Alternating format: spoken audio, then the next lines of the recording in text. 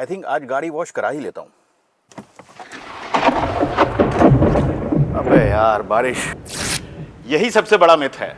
लोग सोचते हैं कि बारिश हो गई तो कार वॉश की जरूरत ही नहीं है। एसिडिक रिमेन्स और वाटर स्पॉट्स गाड़ी के पेंट, क्रोम और प्लास्टिक पार्ट्स को डैमेज कर सकते हैं और कई बार परमानेंट निशान भी छोड़ सकते हैं।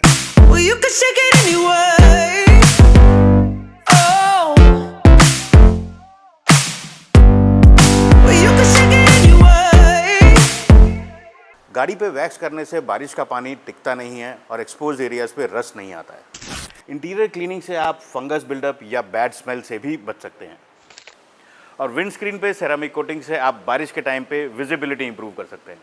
पूरी गाड़ी पे प्रोटेक्शन के लिए आप सेरामिक कोटिंग या पीपीएफ भी प्लान कर सकते हैं। और हाँ, एक टिप ऑफ द डे, बारिश के टाइम कभी भी आप पॉथहोल्स क्रॉस कर रहे हैं तो press your brake pedals a couple of times to remove the excess water from brake pads. Thanks for watching guys, take care, drive safe.